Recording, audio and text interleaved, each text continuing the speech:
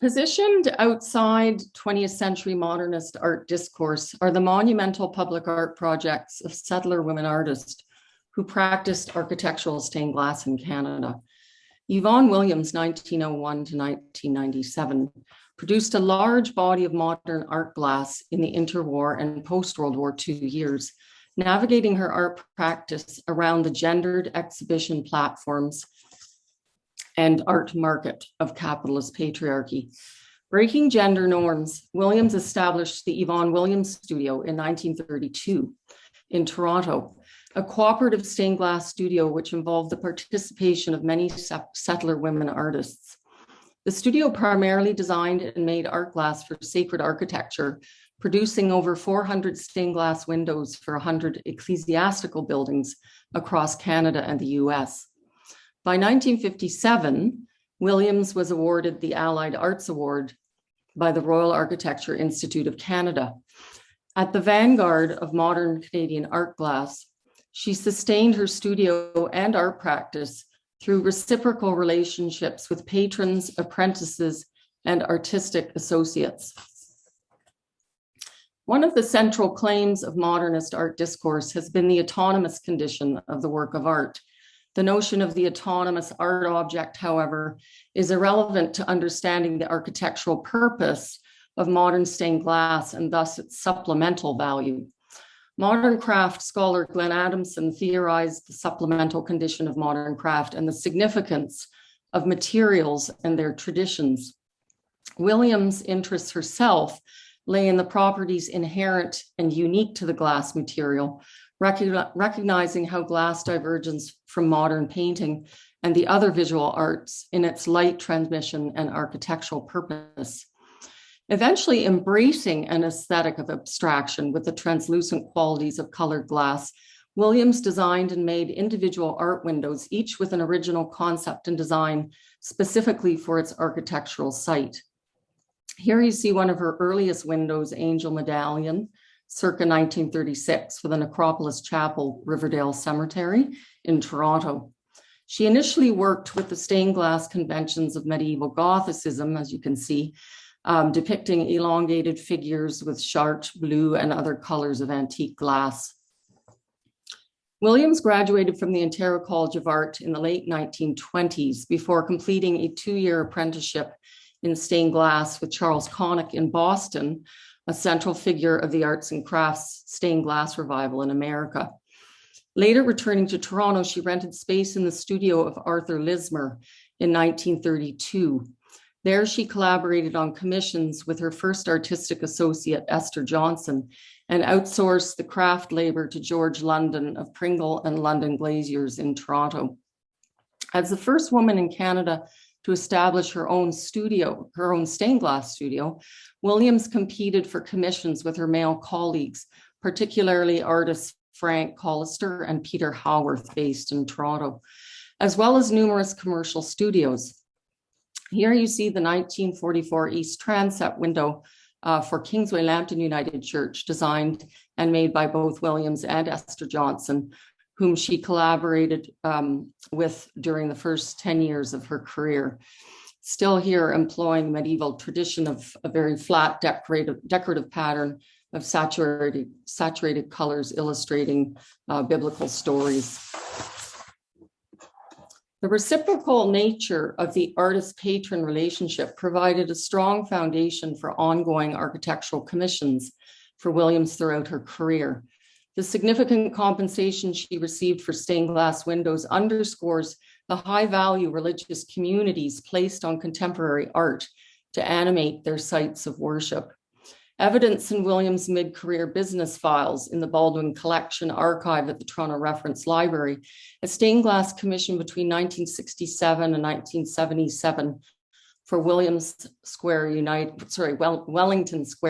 Church in Burlington, Ontario, was valued at 42,351 Canadian dollars.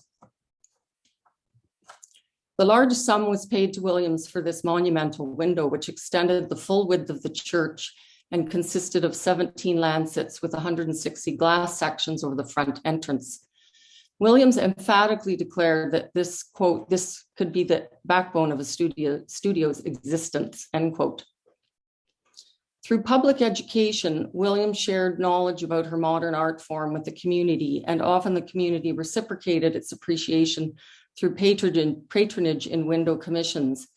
Educating the public about modern stained glass was an important function of her studio, and Williams was in high demand as a tour guide, speaker, and public educator.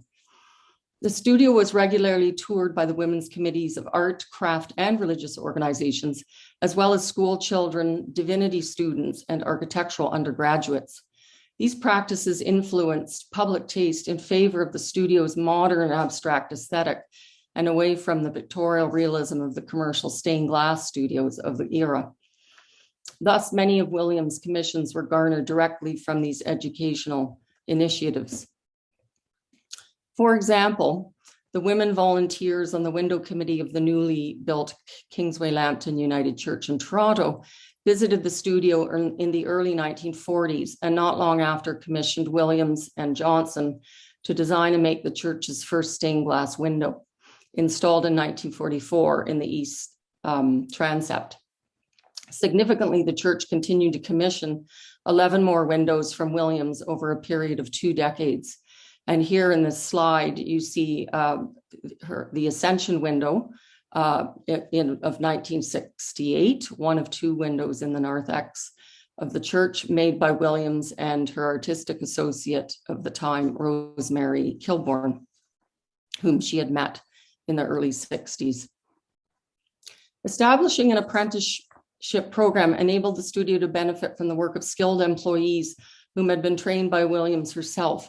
The studio was the only source of basic education in the stained glass field at the time in Ontario.